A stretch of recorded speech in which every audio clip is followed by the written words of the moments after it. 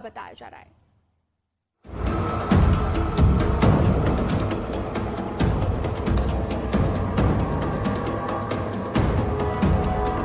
गोलियों के गुनहगार का हिसाब शुरू हो गया है।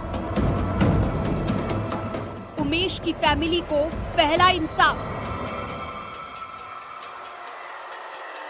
पुलिस ने पलटवार किया तो माफिया में हाहाकार मच गया।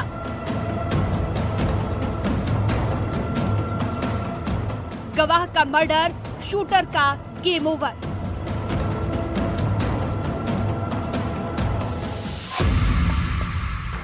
उमेश हत्याकांड के 70 घंटे बाद इंसाफ का सिलसिला शुरू हुआ। पहला निशाना बना हमलावरों का ड्राइवर अरबाज, जिसे पुलिस ने मुठभेड़ के बाद मार गिराया। देखिए, इस वक्त मैं मौके पर मौजूद हूँ। ये नेहरू पार्क है। यहाँ पर अरबाज को गोली मारी गई है। ये इनकाउंटर हुआ है यहाँ पर। और यहाँ पर ये आफाक का बेटा है, सल्लाहपुर का रहने वाला है। इसकी जो भूमिका है, अगर मैं भूमिका बता दूं तो ये गाड़ी चला रहा था और यहाँ पर फॉरेंसिक टीम है। आप देख सकते हैं कि वहाँ पर ब्लड भी गिरा हुआ है और फॉरेंसिक टीम जो है वो साइंटिफिक एविडेंस कलेक्ट कर रही है। और ये वो बाइक है, न्यूज 18 सबसे पहले दर्शकों को दिखा रहा है। ये वो बाइक पड़ी है जिससे वो यहाँ पर पहुंचा था। और यहाँ पर पूरा क्राइम सीन जो है वो आप देख सकते हैं कि इसको पूरी तरह से बैरिकेड कर दिया गया। और यहाँ पर साइंटिफिक एविडेंस के लिए यहाँ पर कि चारों तरफ यहाँ पर घना जंगल है और यहाँ पर ये खंडहर नुमा एक यहाँ पर बिल्डिंग है जहाँ पर वो छुपा हुआ था और यहाँ पर किसी इरादे से आया था। तो ये एसओजी टीम ने ये कार्रवाई की है। एसओजी टीम को ये बड़ी सफलता मिली है, यानी कि उमेश पाल जो हत्याकांड था उस मामले में पहला इनकाउंटर पुलिस ने किया है।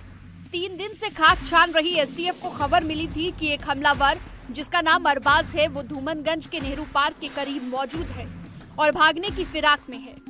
एसटीएफ की 3 टीमें अलग अलग टीमों को रवाना कर चुकी थी। इसके अलावा एसओजी और स्थानीय पुलिस की टीमें भी घेराबंदी में जुट गई।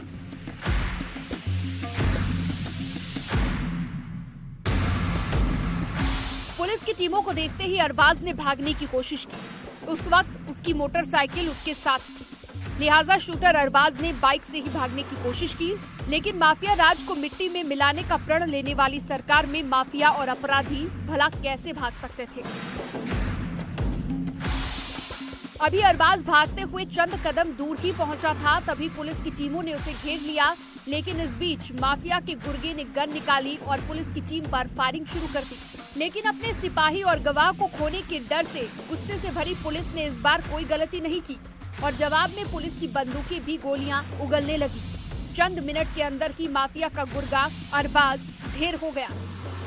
जब से ये घटना हुई है तब से सीपी ने, पुलिस कमिश्नर ने 10 पुलिस टीमें गठित की थी, जिसमें कि क्राइम ब्रांच थी, एसओजी थी, इसके साथ ही साथ एसटीएफ की टीमें थी और वो लगातार सर्च ऑपरेशन चलाया जा रहा था। और कल जिस तरह से सर्च ऑपरेशन चलाया गया, खुद जो है वो जॉइंट सीपी यहाँ पर पहुंचे हुए हैं, डीसीपी, इन सब तमाम अधिकारियों के नेतृत्व में दबिश दी गई थी। उसके बाद ये अपराधी भागने की कोशिश कर रहा था और यहाँ पर नेहरू पार्क में धूमनगंज थाना क्षेत्र के जहाँ पर आज ये इनकाउंटर हुआ है अरबाज का, यहाँ पर ये बाइक से आया था और ये भागने की फिराक में था। उसका एक साथी फरार हो गया, लेकिन जवाबी फायरिंग में यहाँ पर पुलिस ने उसको ढेर कर दिया है और एसआरएन अस्पताल के डॉक्टरों ने उसे मृत घोषित कर दिया है। तो यहाँ पर अभी फिलहाल साइंटिफिक जो एविडेंस है वो ये फॉरेंसिक टीम यहाँ पर कलेक्ट कर रही है। लगातार जो टीमें हैं वो लगातार दबिश दे रही हैं विभिन्न जगहों पर, न केवल प्रयागराज में बल्कि जहाँ जहाँ सूचना मिल रही है, जहाँ जहाँ सर्विलांस के आधार पर जानकारी मिल रही है, उनकी लोकेशन ट्रेस हो रही है, उन तमाम स्थानों पर भी छापेमारी की कार्रवाई की जा रही है।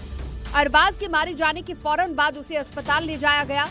पुलिस को उम्मीद थी कि उसकी जान बच जाए तो शायद उसकी गवाही दूसरे गुर्गों की कब्र खोदने में मददगार हो, लेकिन अस्पताल पहुंचने से पहले ही अरबाज मर चुका था। जब उपचार हेतु अस्पताल लाया गया, उस दौरान जो अभी तक की प्राप्त सूचना है उसके हिसाब से इसके मृत होने की समाचार प्राप्त हुए हैं। उत्तर प्रदेश शासन और उत्तर प्रदेश पुलिस के द्वारा सभी ऐसे पेशेवर, माफिया एवं गैंगस्टर लोगों के खिलाफ एक अभियान छेड़ा गया है और ऐसे शातिर और पेशेवर व्यक्तियों को संरक्षण देने वालों के विरुद्ध भी धारा 120(b) के तहत कार्रवाई की जाएगी। पुलिस ने जिस शूटर अरबाज को मार गिराया है वो उमेश हत्याकांड में शामिल था। हत्या के वक्त अरबाज गाड़ी चला रहा था। हमलावर को कार ड्राइविंग के जरिए अरबाज ने ही हमले वाली जगह तक पहुंचाया था। कहा जा रहा है कि अरबाज के पिता भी अतीक के ड्राइवर रह चुके हैं। अरबाज की मौत की खबर जैसे ही गैंग के दूसरे बदमाशों तक फैली, उनमें भी दहशत मच गई। कहा जा रहा है कि जल्द ही दूसरे बदमाशों का भी एनकाउंटर हो सकता है।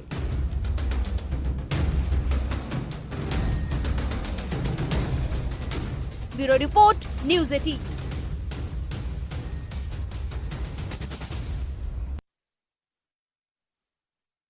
वहीं उमेश मर्डर केस में सूत्रों के हवाले से बड़ी खबर यह है कि एसटीएफ की रडार पर है अब मोहम्मद उस्मान छर्रा, और छर्रा की तलाश में जुटी हुई है प्रयागराज एसटीएफ। पूरा मुफ्ती इलाके का रहने वाला है छर्रा।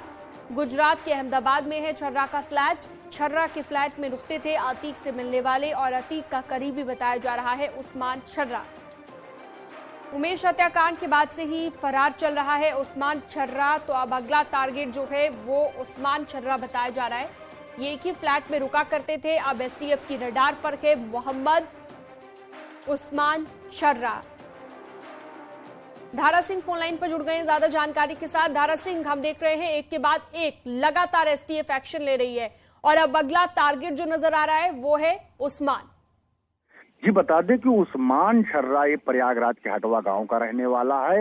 इसमें जानना बेहतर होगा कि अतीक का भाई अशरफ का ससुराल जो है वो हटवा गांव में है। ऐसे में उस्मान छर्रा लगातार अतीक और अशरफ के संपर्क में रहता है।